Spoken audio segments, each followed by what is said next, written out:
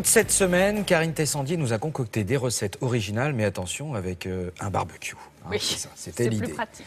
Oui. Alors attention, c'est un barbecue au gaz, il faut préciser. Oui, cette année c'est au gaz, l'année prochaine ce sera au charbon. Voilà, j'alterne d'une année sur l'autre. Parce qu'au gaz, vous pouvez contrôler la température, exactement, etc.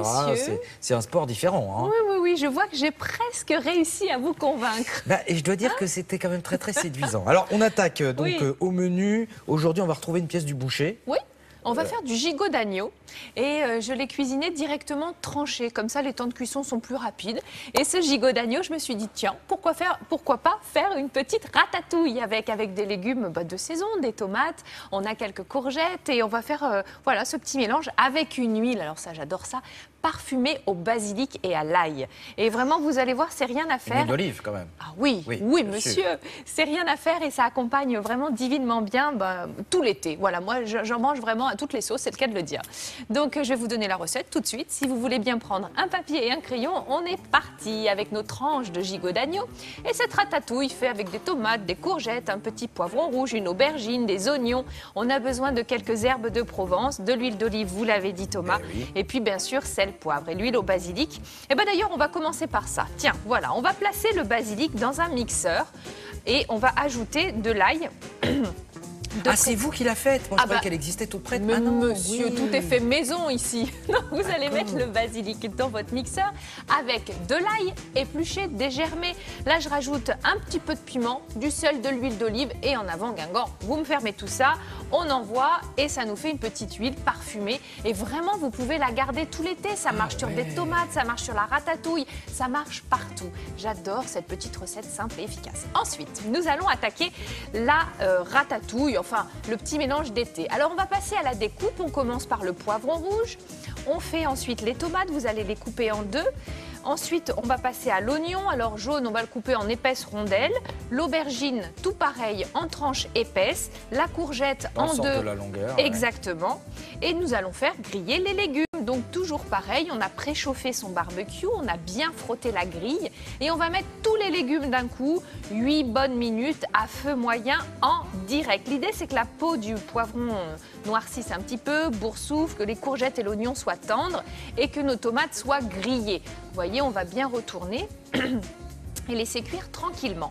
Alors là, on va assaisonner, c'est-à-dire qu'on va mélanger dans un bol du gros sel, du poivre et des herbes de Provence, tout simplement, et on va se servir de ce petit mélange pour assaisonner nos tranches de gigot d'agneau. Et celui-là, on peut se le garder d'ailleurs, on peut en faire pour tout le mois, ce petit mélange d'assaisonnement. Oui, absolument, c'est pareil, vous pouvez aussi le récupérer chaque jour.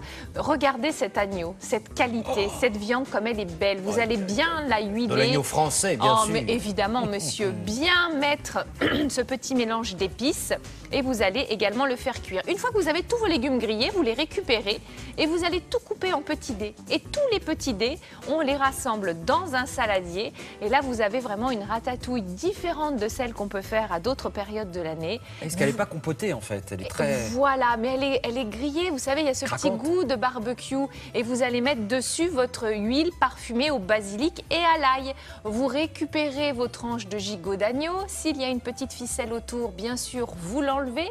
Et on va juste à côté sur l'assiette mettre notre petite ratatouille de légumes du soleil. Donc les courgettes, regardez ça.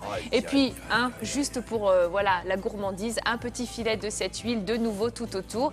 Et voilà, moi j'adore cette ratatouille minute. Ça prend justement une petite dizaine de minutes, juste le temps de faire griller les légumes, de les découper et de mettre l'huile à l'ail et au basilic. C'est vraiment une recette formidable pour l'été, je trouve. Bon là, 8h22, il y en a qui commencent déjà à saliver. Vous dites oui, petit déjeuner, croissant, café. Non, je sais qu'il y en a qui commencent déjà à saliver. Qu'est-ce qu'on a fait toute cette semaine avec notre barbecue? Plein de choses. Avec notre barbecue, nous avons commencé avec des recettes étonnantes comme cette soupe de tomates grillées. Donc là, on a fait revenir nos tomates avec de l'oignon rouge, de l'ail et ensuite on les a mixées avec un petit bouillon de légumes ou un bouillon de volaille et on a une soupe à déguster plutôt tiède ou carrément froide. Voilà, là c'est à vous de voir. Ensuite, mardi, nous avons fait des filets de merlan. Voilà, nous avons parlé des poissons. Alors vous savez, quand on met les poissons sur le barbecue, souvent crac, ça attache. Donc l'idée, c'est de protéger ce poisson, d'utiliser une grille panier et de mettre des tranches d'orange, de poser voilà, les poissons dessus.